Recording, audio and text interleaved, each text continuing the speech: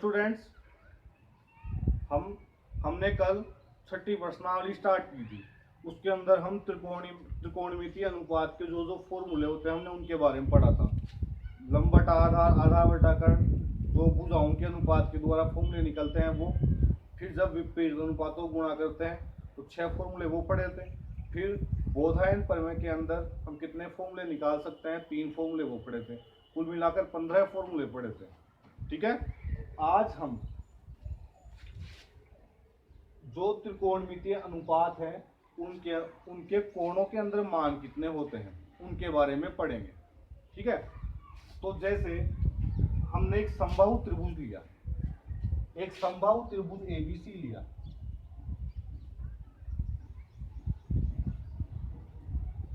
ठीक है, अब समबाहु त्रिभुज के बारे में हम क्या जानते हैं, इसकी प्रत्येक भुजा समान होती है और प्रत्येक कोण 60 डिग्री का होता है। ठीक है,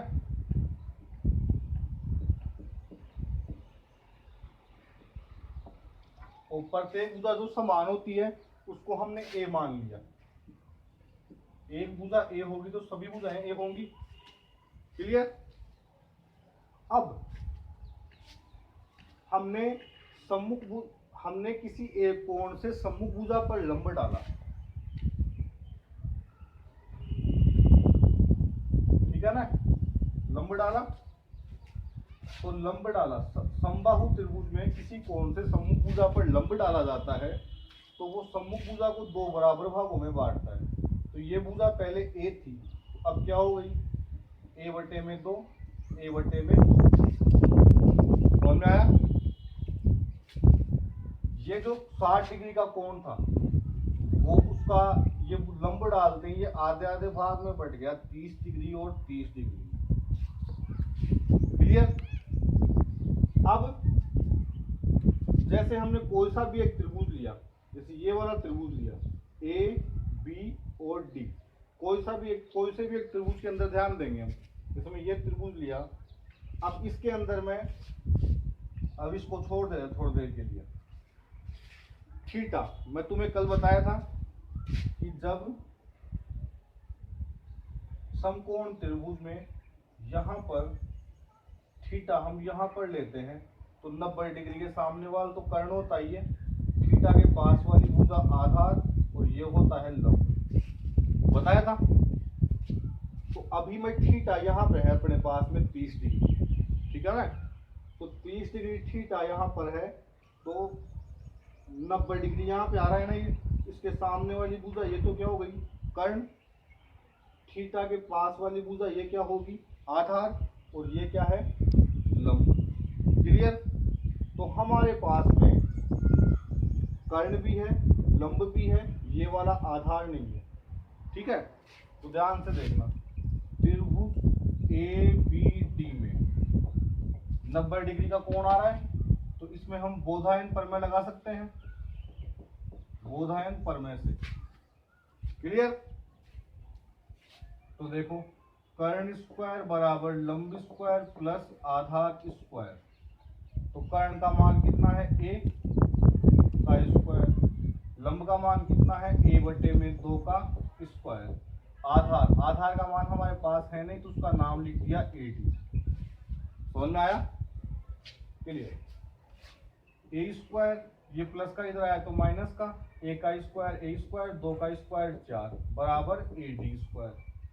लघुत्तम लिया कितना आया, 4, 1 का भाग 4 में 4 बार, 4 को ऐसे किया तो 4 ए स्क्वायर माइनस 4 का भाग 4 में 1 बार, 1 को ऐसे किया तो ए स्क्वायर बराबर ए डी स्क्वायर।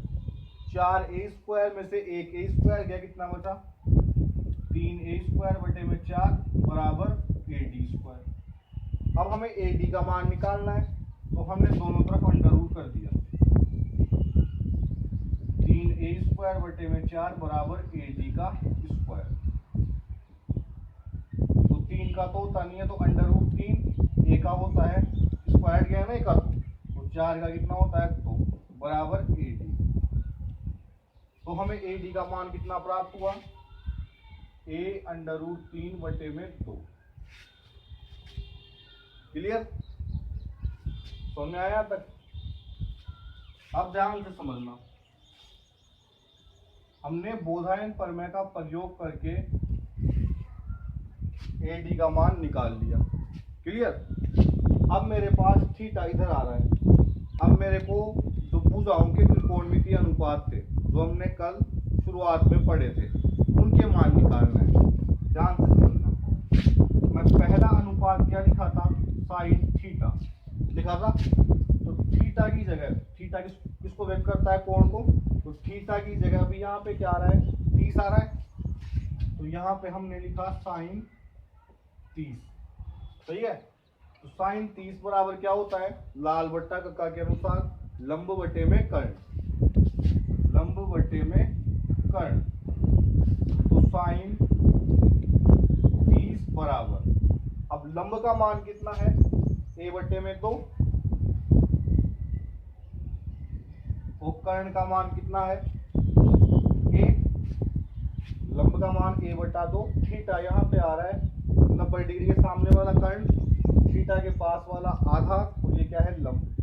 तो लंब बटे में कर्ण, तो लंब तो कितना हो गया, a बटा 2, कर्ण कितना हो गया, a। इसको मैं ऐसे लिख सकता हूँ क्या, a बटे में 2a, मतलब नीचे एक मान सकते हैं इसके। तो a बटा 2, ये ऊपर जाएगा उल्टा हो जाएगा, 1 बटे में 1, तो a से तो a कट गया, क्या बचा, 1 बटे में 2। तो साइन 30 का मान कितना होता है, 1 बटे में 2। इसी प्रकार मैं कोस 30 का निकालूं तो क्या आएगा, कोस 30 का निकाला तो क्या आएगा, कोस का फॉर्मूला क्या होता है, आधार बटे में कर्ण। आधार कितना है, a अंडर रूट 3 बटे में 2 बटे में कर्ण कितना है, a।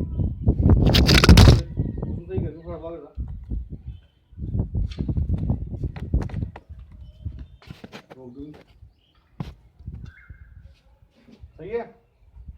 तो अभी मैं इसकी ऐसे इसको यहाँ पे एक मान के उल्टा करूंगा तो वही a से कट जाएगा वापस। तो आंसर क्या आएगा, अंडर रूट 3 बटे में 2।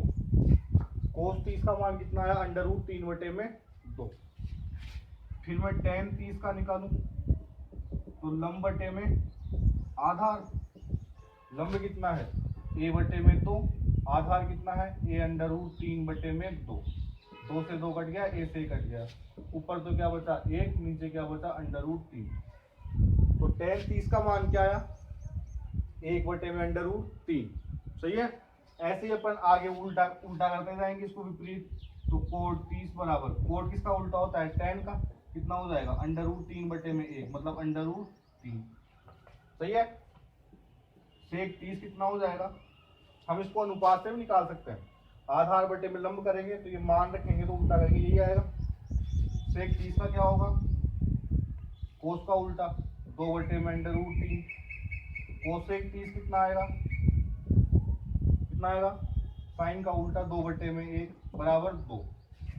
सही है।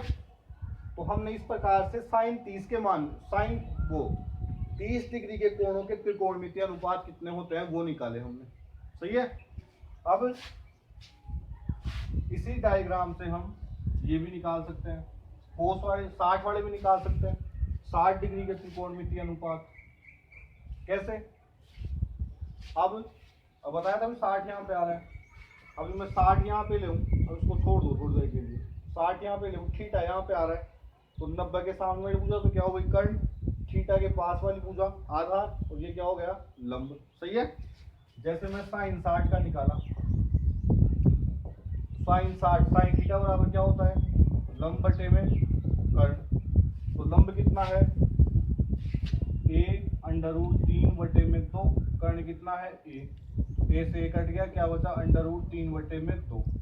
तो साइन 60 का मान क्या होता है, अंडर रूट 3 बटे में 2। कोस 60 बराबर, कोस थीटा बराबर क्या होता है, आधार बटे में कर्ण।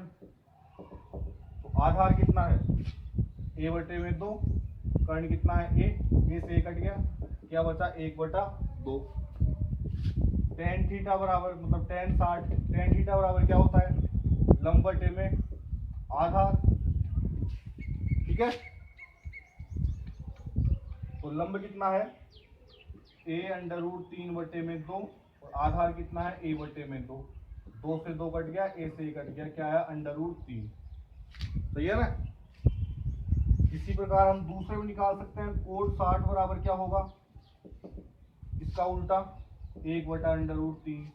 सेक 60 बराबर क्या होगा, इसका उल्टा 2। 1/2 का उल्टा क्या होता है, 2 ही होता है। कोसेक 60 का कितना होगा, 2/√3। ठीक है। तो ऐसे साइन 30 के ही मान होता है, वो 30 डिग्री के त्रिकोणमितियों के अनुपात भी होते हैं, और 60 डिग्री के त्रिकोणमितीय अनुपात के मान भी निकाल सकते हैं ऐसे। फिर 0 डिग्री के अपन दूसरा चित्र बनाएंगे, त्रिभुज बनाएंगे, उसमें 0 डिग्री, 90 डिग्री, 45 डिग्री, उनके त्रिकोणमितीय अनुपात में निकाल सकते हैं। तो हम एग्जाम में जब भी अपन या क्वेश्चन सोल्व करें, कभी भी स्कूल में, घर पे, कभी भी, तो अपन बार बार ऐसे मान को अपन पूरे नहीं निकाल सकते, मतलब सूत्रों का व्युत्पन्न नहीं कर सकते ऐसे पूरा। ठीक है ना। तो इससे तो बहुत ज़्यादा टाइम लग जाएगा। तो इसके लिए हमें क्या किया गया, हमें एक सुविधा दी गई कि इन त्रिकोणमितियों को जो साइन 60 का मान निकालना है, इनका मान निकालने के लिए हमें एक सारणी दी गई। ठीक है ना। तो वो अब उस सारणी के अंदर भी क्या होता है कि बहुत सारे मान होते हैं जो याद नहीं कर सकते, तो सारणी को बनाने का तरीका हमें सीखना होगा। क्लियर। तो हम सारणी को बनाने का तरीका सीखते हैं, क्योंकि ऐसे तो हमारे को बहुत ज़्यादा टाइम लग जाएगा। ठीक है ना। और फिर भी अपने को याद नहीं हो पाएंगे। तो फिर क्या किया, इन सभी त्रिकोणमितियों के अनुपात हैं, उनके कोणों के मानों को एक सारणी के अंदर हमें दिया गया। तो सारणी को भी हम याद नहीं कर सकते, इसलिए हमें वापस क्या किया गया, सारणी को बनाने का तरीका दिया गया कि वे सारणी कैसे बनाते हैं। तो अब हम सारणी बनाना सीखेंगे।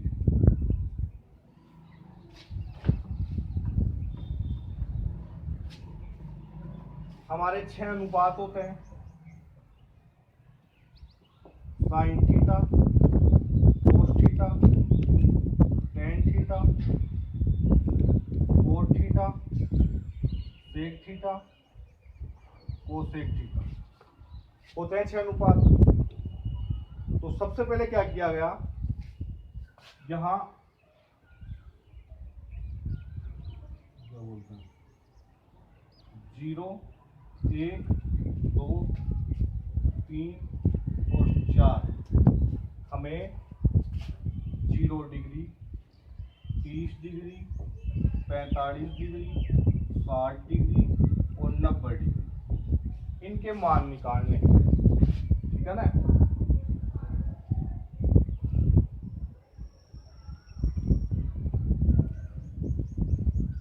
इनके मान निकालने, तो इनके मान निकालने के अलग अलग टीचर अलग तरीका बताते हैं। ठीक है ना। तो मैं ये बता रहा हूँ, सबसे पहले हमने क्या किया, 0, 1, 2, 3 और 4 लिख लिया। ठीक है ना। अब सबसे बड़ी संख्या कितनी आ रही है, 4। 4 का सबके अंदर भाग दिया,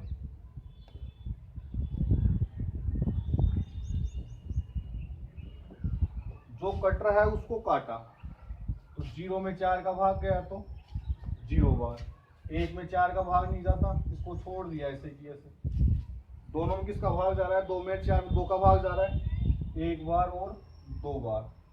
दोनों में किसी भी एक संख्या का भाग नहीं जा रहा, तो 3/4। 4 में 4 का भाग कितनी बार गया, 1 बार। सही है। फिर इन सबका यहाँ पर अंडर रूट कर देंगे। समझ में नहीं आया हो दोबारा सुनना। सबसे पहले 6 नाम आपको याद है, हमें इन 5 कोणों के मान निकालने हैं, तो 5 कोण हमने लिख लिए। क्लियर। फिर हमने ऊपर लिखा 0, 1, 2, 3 और 4। क्लियर। सबसे बड़ी संख्या कितनी है, 4।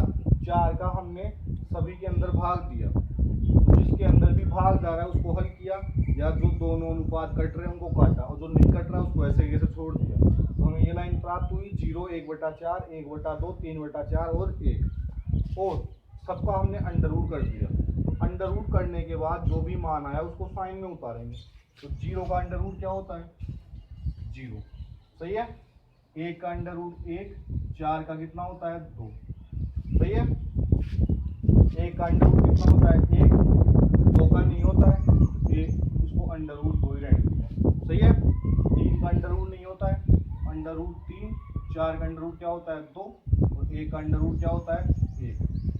अभी मैं तुम्हारे को इससे पहले समबाहु त्रिभुज बना के समझाया था, तो उसके अंदर भी साइन 30 वो कहाँ गया, सॉरी, साइन 30 का मान कितना आया था, 1/2 आया था, उसके अंदर आया था। अब इसी प्रकार से हमें कोस के मान निकालने हैं, तो हम क्या करेंगे, यहाँ से इस लाइन को यहाँ से उल्टा लिख देंगे। पहले क्या लिखेंगे, 1, फिर √3/2, 1/√2, 1/2 और 0। समझ में आया। साइन का मान तो कैसे प्राप्त हुआ था, हमने इसका अंडर रूट किया था तो ये लाइन प्राप्त हुई थी। कोस का मान कैसे प्राप्त हुआ, तो जल्दी कर,